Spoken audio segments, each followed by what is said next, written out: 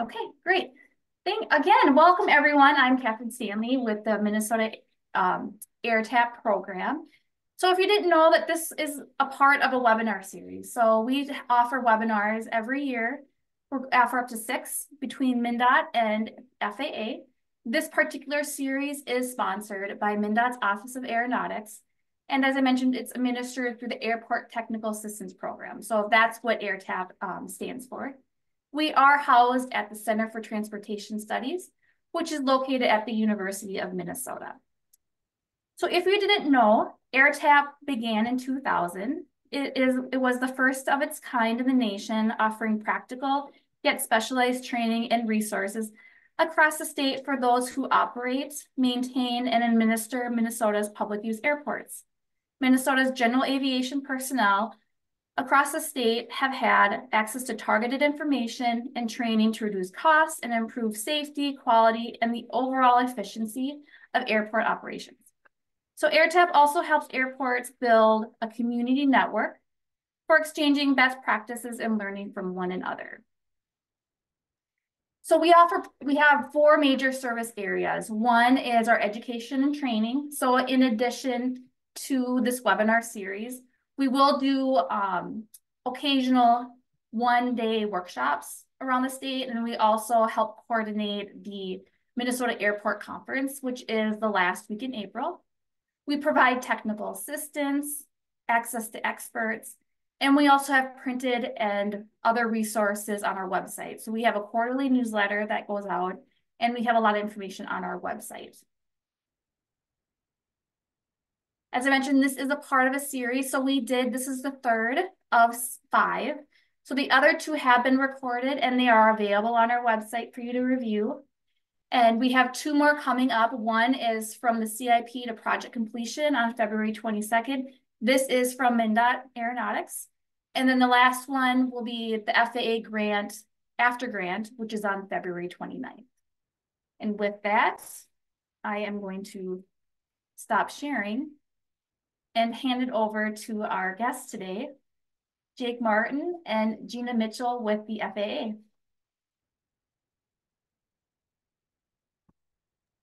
All right, thank you, Catherine, and good morning, everybody.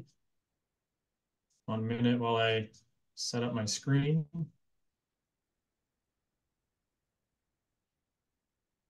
Okay, do you see the screen? We do. All right. So thank you, everybody, for coming to today's session. Again, my name is Jake Martin. I'm the Deputy Manager of the Airport District Office, working out of Minneapolis, primarily working with the Minnesota airports. With me today is Gina Mitchell, who's a planner in our office, and she'll be assisting with the second half of the presentation. Today, I want to cover some land use guidance, which has had some revisions with a new Federal Register notice that was recently published. I'd like to revisit 2 topics about Section 163, and with these terms is called disposal and land use changes. Go over the Federal Register notice and really the high points. It is new, so we have airport sponsor perspective. So we'll be learning as we go over throughout this year. But there are some high points I'd like to convey to you. Remind everybody what federally conveyed or obligated land is and what that means, and then really highlight, how you have a tool in your toolbox that a lot of airports have been revising over the last 5 years. And then Gina has some important information to share about crosswind runways and some AIP implications for things to consider. So if you recall, well, we've been working with what we call Section 163 for a few years now. The 2018 reauthorization contained a section numbered 163 that codified how the FAA was supposed to either retain authority to regulate land or not have any authority for airport land. And it required that the FAA take a look at the safe and efficient operation of the aircraft or the safety of the people and property on the ground as it relates to aircraft operation, planned improvements to the airport that might change those aircraft operations in the future, also known as your master plan or ALP. Hey, We Jay. also had to assess whether using federal funding through, yes. Yeah. So I don't know about anyone else, but it's really choppy. Do you want to try to turn off your camera to see if that helps with your streaming? Yes. Yes, thank you. I will do that. I don't think anybody will miss my face for the Okay. rest. Yeah, it already sounds better. Okay, good. So we've always required this assessment of safe, efficient operation of people and property on the ground, but also assessing whether or not the land was purchased with federal funds or modified in any way with federal funds, which would be from a capital investment standpoint, building a building or a runway on a piece of your property. But also if there's any other authorities contained in any surplus property act transfer. So 163 still applies and is really the first step in the whole process, which we require to go through to assess these factors.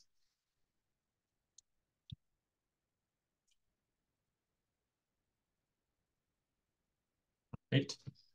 And really, I want to review two terms real quick: is disposal and land use change. So a disposal is a sale or a lease to somebody else, an encumbrance, transfer from an airport to a city or city to an airport, depending on the ownership, whether the land is destroyed, and that might be through, like suppose you're on the coast and you're removing land and it's being turned into some type of harbor or habitat, or disposes of your overall interest in the property to operate it as an airport. Whereas a land use change is really you're not removing necessarily your rights to the property or how you own the property, but you're changing it from an aviation purpose to something else. And we really look at these like aviation or aeronautical, as we call it, or to non-aeronautical. So these terms are kind of interwoven in all of these processes and things we have to look at. But I wanted to cover that briefly as we went into this. So the Federal Register Notice, if you're not aware, is the official means in which the federal government publishes policy, requests stakeholder feedback from the public and industry groups, responds to those comments, and then makes changes and revises policy to be a final policy. So this policy concerning land use changes on federally acquired or federally conveyed airport land has been out there in a draft form for a year. And December 8th, a final policy was issued. And it's a little bit, these things are a little bit hard to read. They look kind of like a newspaper with several columns and small text. They're very long, legally discussing items. And so I didn't want to necessarily cover it all in detail today because there's some good background that needs to be read in there. But if you wanted to find it, the document link is at the bottom there. It's www.federalregister.gov with the rest of the characters linking to this document. And just a timeline is that it became effective January 8th of 2024. So we're very new in this. Again, as I mentioned, we haven't worked through a process with this new policy yet, but we do expect that pretty soon we'll have some airports coming and discussing these proposals with us. Some key phrases in the Federal Register Notice is that land must be used for airport purposes until the FAA approves or consents to a change in land use. And so if you've been operating your land at the airport as an airport, you've taken some grant funds either to buy land or to improve the land. And so with that comes grant assurances and special conditions that you've signed that requires you to keep it always operating as an airport for aeronautical users. This Federal Register Notice really adjusts what we used to call a concurrent use process. So we had kind of a temporary or interim use category. If an airport had they knew they weren't going to develop land for say 5 years or 10 years, we could go through a concurrent use process to use airport land concurrently as non-aeronautical for a short period of time, which was not involved in selling the land at all. And that process now is null and void, but they've taken a lot of the pieces of that and put it into this final policy. And instead of concurrent use, they're basically saying the FAA consents to your non-aeronautical use through this new process. The FAA's goal is still always to preserve to preserve your land for aeronautical use of the users of the airport. We don't want to displace people who want to use the airport for aeronautical purposes, and we still want to preserve that land for them to make sure that there's a good system of airports out there with all the things that need to happen on an airport. And the decision to really approve to this consent process for non-aeronautical or even mixed land use, if there's some mixing of aeronautical and non-aeronautical, is that's going to depend on a lot of factors. As you can imagine, no two airports are the same, and no two proposals for non-aeronautical development are the same. So it really depends on the obligating documents, and that's how you acquired the land. If it was a very old transfer document or it was a newer purchase through an AIP program, there's different conditions and all of these things that we have to assess. And then we're looking at your current and future aeronautical need for the property, and that's through your ALP and through your master plan. And then the third factor that we have to assess is what is the requested land use. As you can imagine, some land uses are not compatible with airport operations. One thing that comes to mind is wetland banking has kind of come up in the state in a few times. And wetlands can be a wildlife attractant and therefore a hazard to aviation, depending on how close it is to the airport. So that is one case where the use would not be compatible with an airport. But there's other uses, especially depending on where it's located on airport land, how far away it is from safety services, like small commercial development or types of things like that.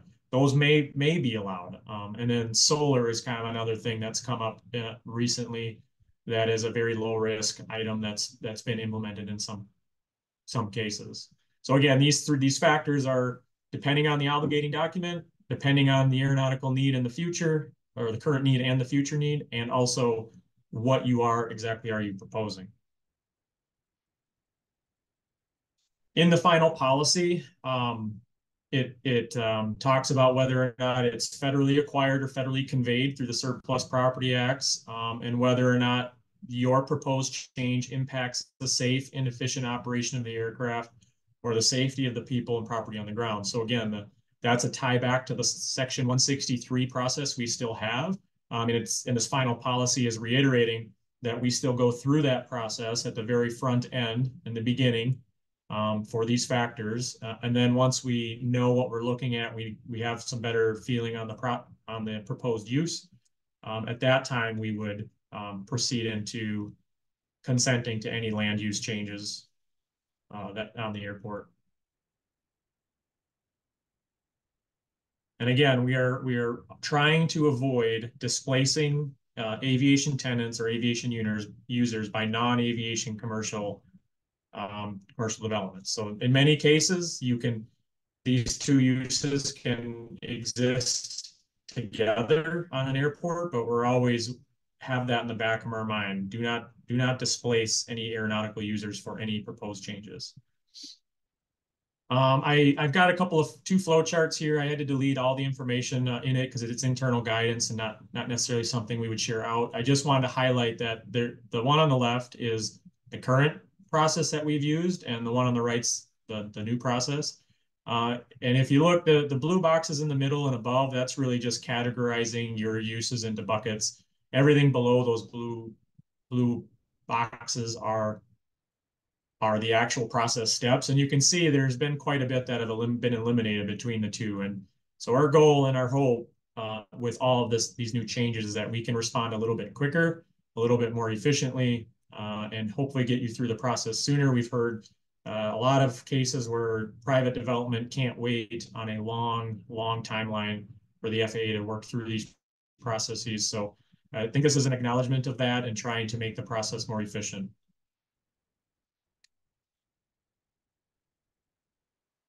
So the 5 key points I wanted to cover with the final policy is the mechanics of how we are changing. Are number one, we used to maybe look at individual components of the use and kind of parse out what was aeronautical or non-aeronautical, and we'd have to look at them individually.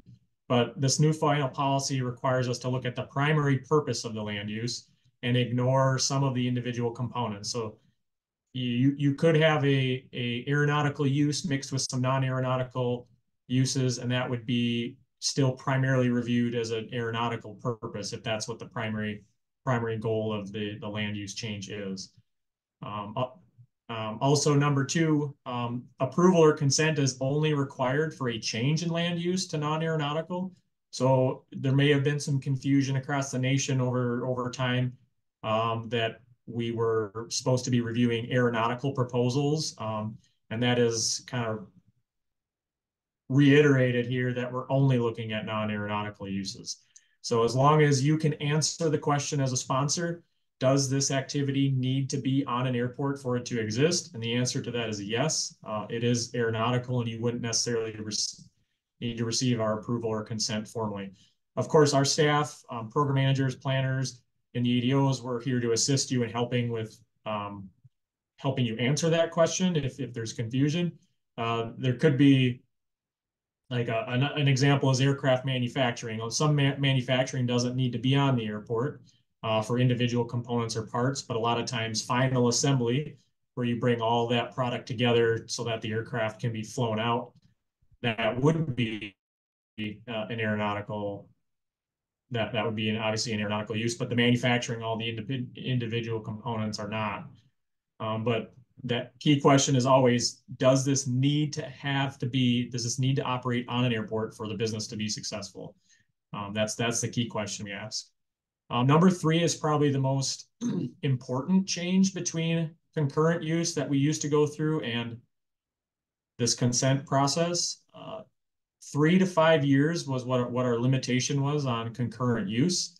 It was always fixed in that we couldn't go beyond 5 years. And I think that had a lot of risk for business owners or business entities. They didn't want to be coming back to the FAA every 3 to 5 years to go through this process again, not knowing if policy was going to change or staff was going to change that would look at things differently. So from a business perspective, that was pretty risky. And I think that caused a lot of consternation. So this bullet point 3 isn't going to give us an exact time frame, but it's basically commensurate with the type of investment that's being made and the type of use that's being done. So you can imagine the FAA will probably be more amenable to a longer lease for a large capital development, as long as it's, again, safe and doesn't impact the efficiency of the airport. More amenable to a longer term approval for something that requires lots of site development, buildings, capital investments, those types of things. And they kind of give us some flexibility by not putting a number in there. They give us some flexibility to work with you and assess what that looks like. And also wanted to remind sponsors and the FAA that we will only go through a release process of obligations if the sponsor requests a release for the sale of the airport land. So we aren't even getting to step 4 unless you formally ask us that you want to release obligations and you want to sell the airport land. Otherwise, we're going to approach any land use changes through this other consent process without the formal release. And that's good in a way for you because that allows the FAA locally at the ADO and with some consultation with the region to approve these at our level versus a lot of these had to go all the way up to headquarters, which added to that flow chart. It added to that time that it would require to get approved. So hopefully, again, compressing a lot of the timeline for these things. And then the last item that we've all worked with, but just reiterating that the FAA letters of approval or consent have to be documented on the Exhibit A. We've been doing that as the standard operating procedure 3.0 was published a few years ago on updating Exhibit A's. We've been doing that pretty consistently for 5 years, so it's probably not too new to document those. But also, as a note, it does talk about if you have an older concurrent use that had that 3 to 5 year timeline on it, as those start to expire, you'll need to go and update that now under the consent process. It's not saying you have to update them before they expire, but when they do expire and that 5 year kind of rolls over, that you'd be working with our office to, if you intend for that use to continue, you'd be working with our office to update this under the current this new consent policy. And if you're not sure what could be federally conveyed or obligated land, there's lots of different ways. And I tried to show some approximate timelines of when these things came up. If you've updated your Exhibit A in the last 5 years, you probably have a good handle on how your land was acquired to be an airport. And if not, you would probably initiate that sometime in the future with a land project or a master planning project. But AP4 agreements were roughly in the 1940s as part of the Works Progress Administration during the FDR administration. Those were land that were developed as airports that were then conveyed over to local entities. So if your airport existed in that time, AP4 may apply. If your airport became an airport in the 40s or 50s, it was common for surplus property transfers out of World War II to occur as part of the War Assets Administration. If you had become an airport in the 1970s, it was common for DoD and base conversions to transfer airport land, or formerly DoD facilities, to airports and cities and counties to operate them as an airport. And then the most common that we see all the time are former Federal Aviation Administration grants under FAP, ADAP, or AIP grant agreements that have purchased some part of your land to assist with development.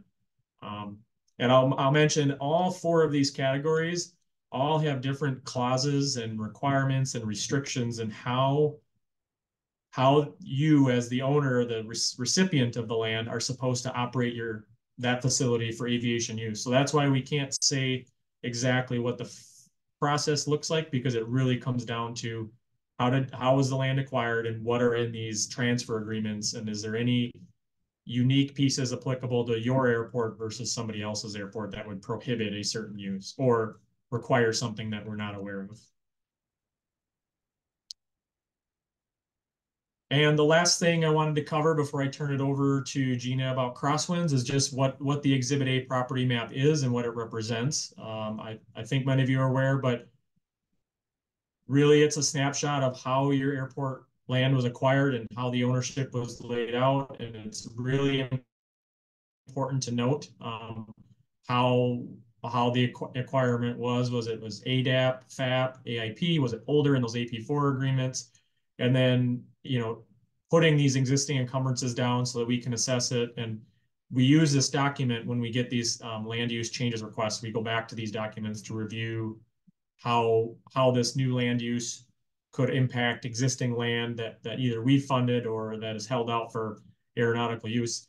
And then in the best case scenario through your planning process, you would identify a future release of airport property or a future land use change, because you've gone through the planning process. In the next 20 years, you're not anticipating to use a large tract of land. And so you've kind of said, well, if we get approached by a developer or somebody, this land would be ripe for this kind of development. Could be many different flavors, storage, manufacturer, crops, whatever the case may be. It's an area identified if the conditions are right locally for you to approach the FAA and ask for this land use change to pursue something.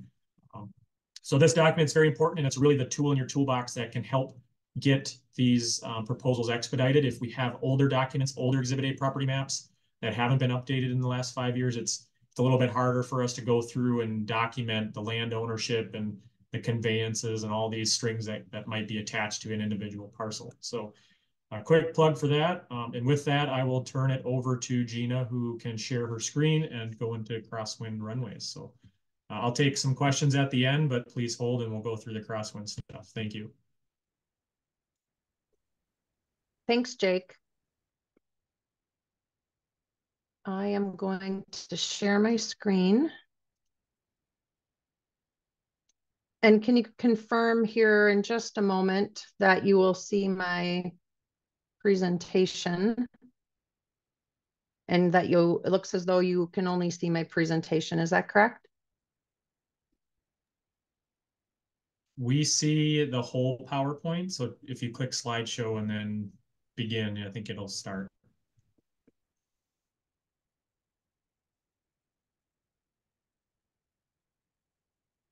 So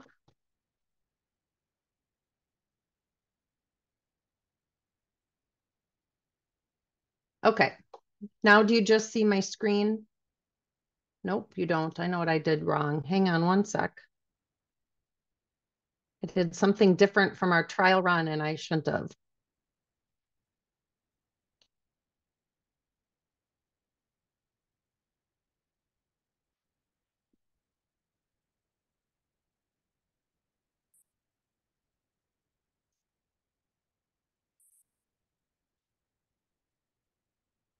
Okay.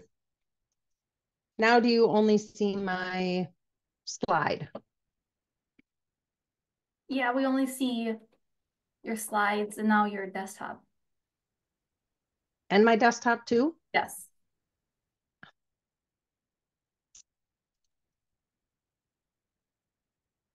Click slideshow at the top ribbon, and then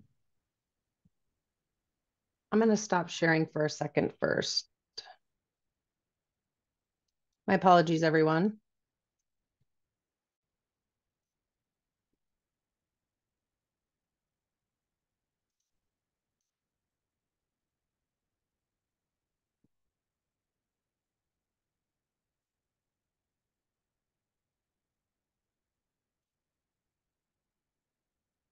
Now do you only see my screen?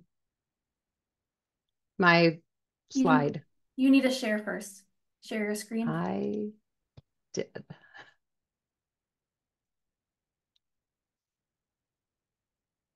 How about now? Perfect. We see your presentation. Thank you. Sorry about that, everyone.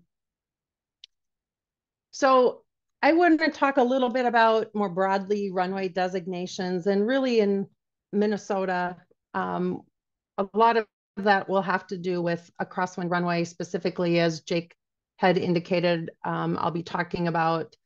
I want to start out talking a little bit about background and how we got to the point of having more conversations around runway designations and what that means for funding runway improvements. Talk about the policy and standards around what those elements are and where they are derived from, as well as some examples, and then take questions at the end. So back in 2017, the FAA issued an advisory circular. It's our critical aircraft and regular use advisory circular. We call those ACs. And it really provided the mechanism to coalesce together FAA decisions and prescribed how we define what critical use means, what regular use means. And that ties back to then funding components that I'll get into in a little bit. We also have an interesting dynamic going on in regards to Minnesota's got a very robust weather reporting system, far more robust, I think, than anywhere in the country. And as I started here about 11 years ago, and we would initiate airport master plans, a lot of the weather data was taken from just a few airports in the state, or airports that were certainly, an hour or maybe further away from the given airport we were studying. And so the planning documents would indicate that wind coverage was actually not as great at the actual airport.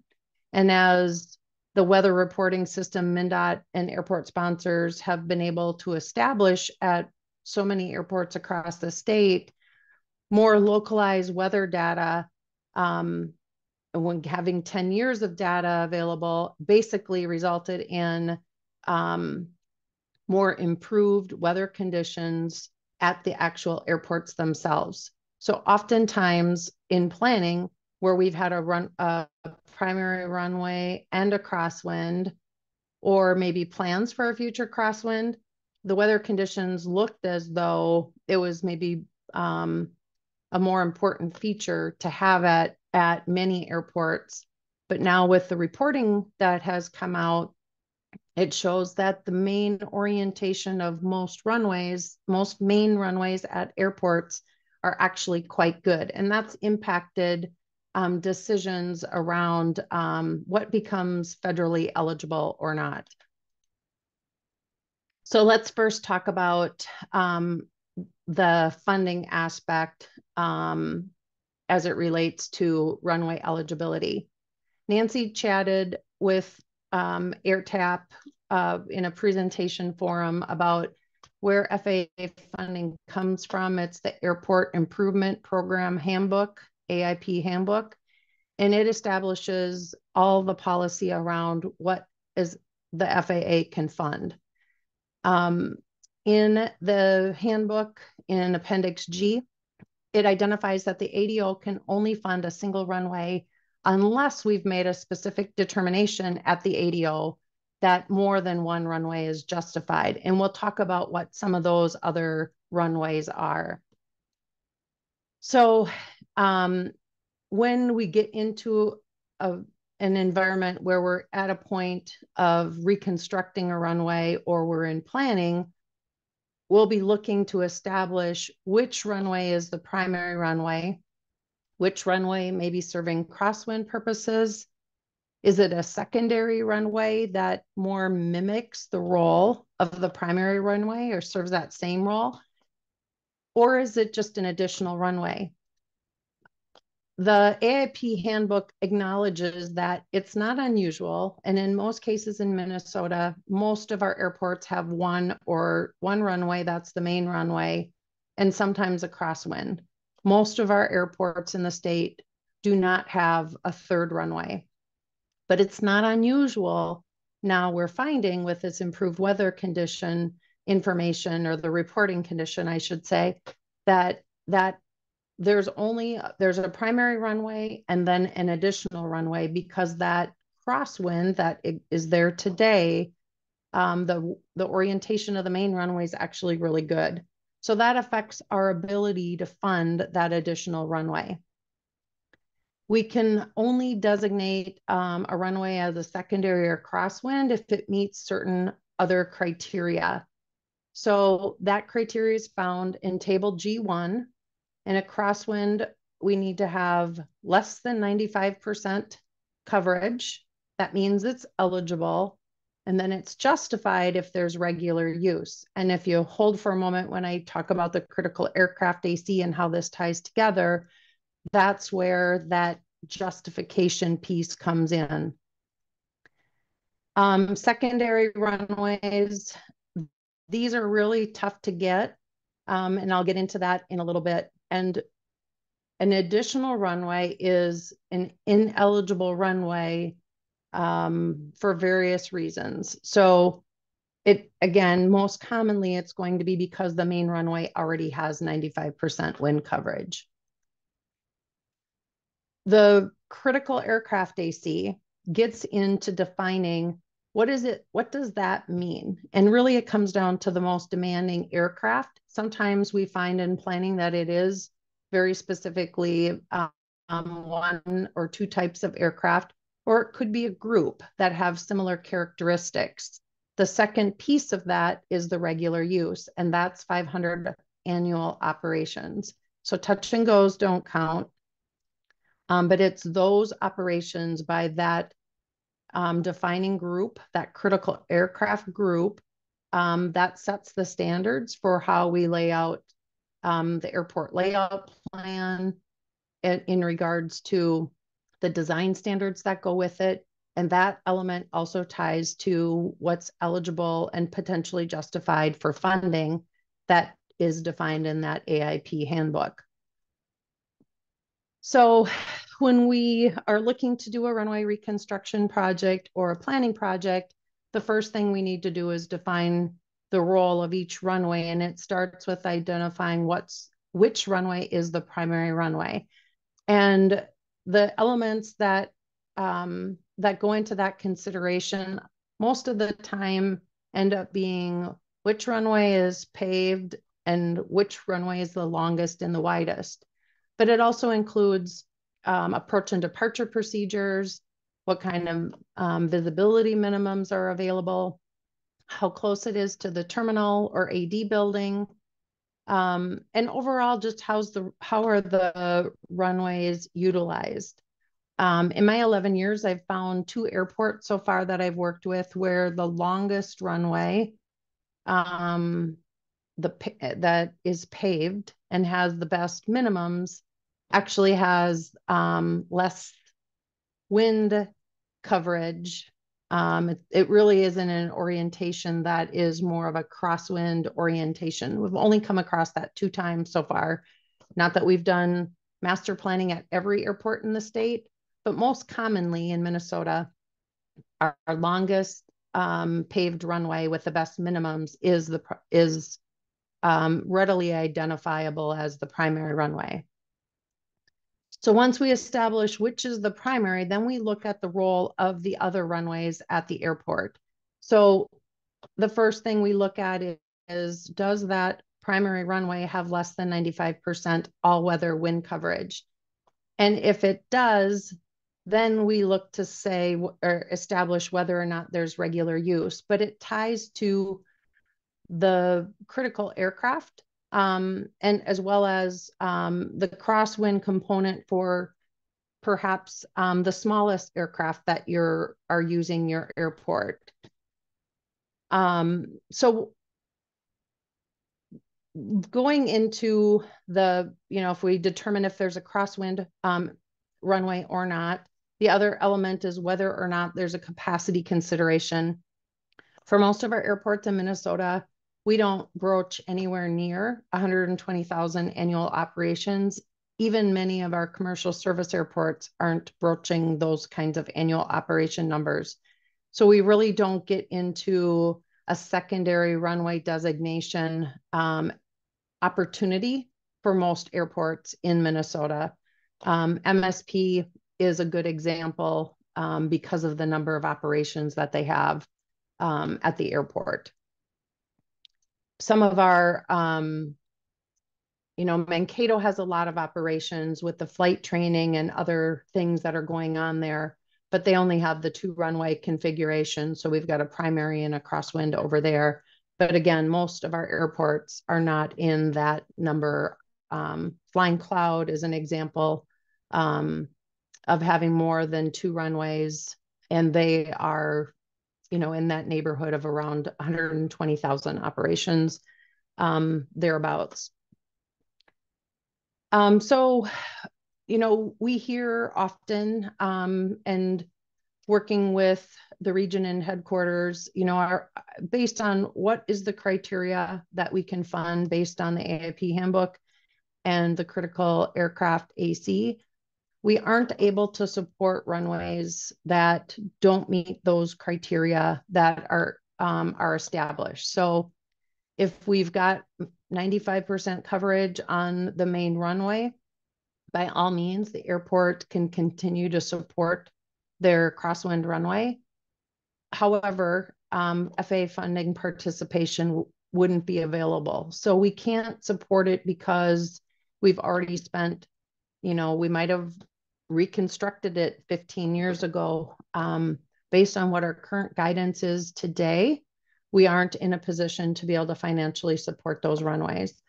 It can't be something where, well, we've got a benefit cost analysis. It shows us that it'd be really good to keep it, or perhaps, there's something in the future that if we don't have it, we'll be limited or we won't get it back again. These aren't things that would provide justification for FAA to be able to financially support a runway. The designations that might be established for a runway reconstruct project today or a planning project today are just for this period of time. So if things change at the airport, and we've got better data, there's regular use now, any of those kinds of things can be cause for us to reevaluate a determination prior to us implementing a financial investment into a project. So oftentimes it's better to defer a decision.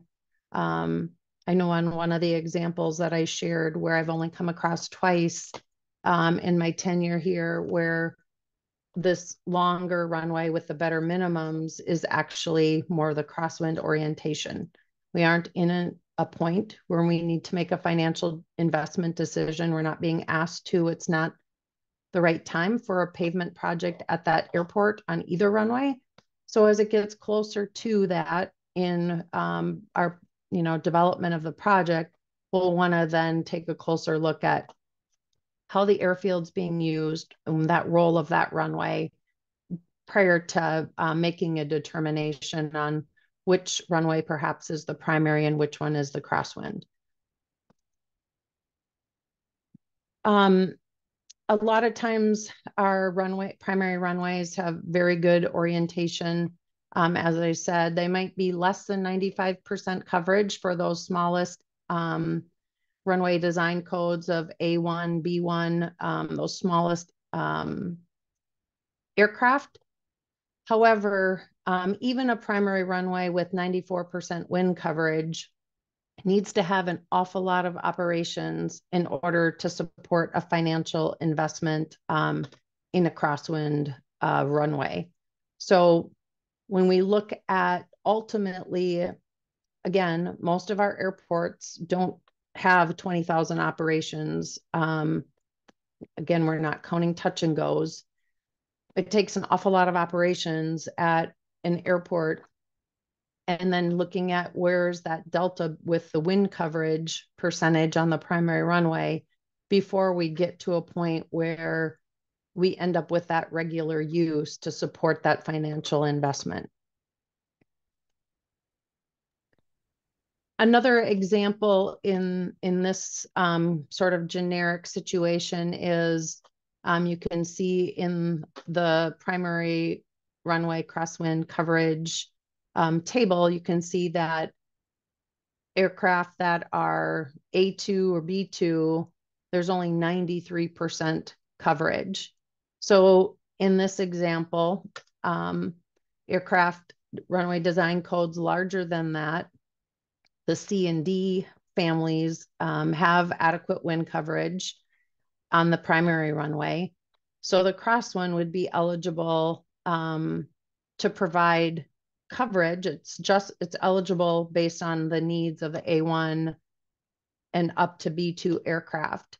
So we would look for the airport to help us understand and document the number of operations that are occurring on the crosswind, but FAA's financial participation would be limited to what the needs are for that B2, that largest user, which would be the B2, as it would relate to runway length or width.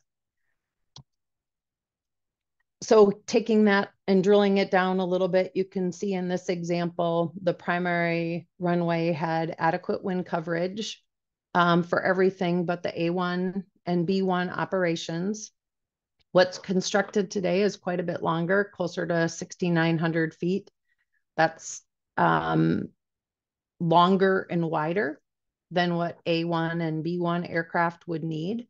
So FAA's funding participation would be limited to something less than what they have today, but the sponsor has the ability, we're not in the business to say, well, you can't have all of that runway length. We'd be looking at, does that current configuration meet design standards, and what amount of that runway is eligible and justified for federal funding participation. Another example here with a 2-runway configuration, the crosswind runway in red is needed to support the wind coverage for B2 aircraft. That again, in this example, the runway length and width is greater than what we could financially participate in.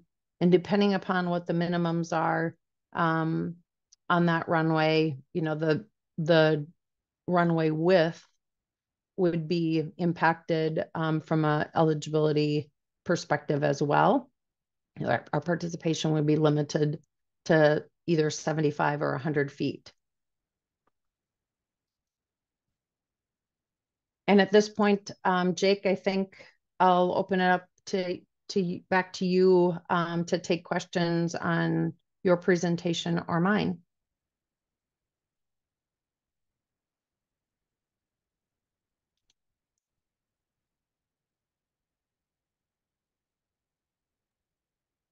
All right.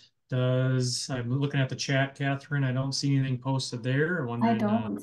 questions.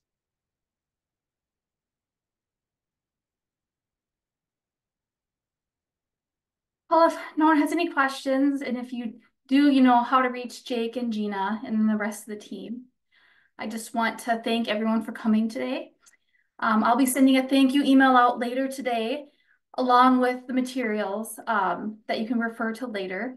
And the recording will be posted probably by this afternoon as well. I wish everyone a great day. Thank you so much. Thank you, Jake and Gina.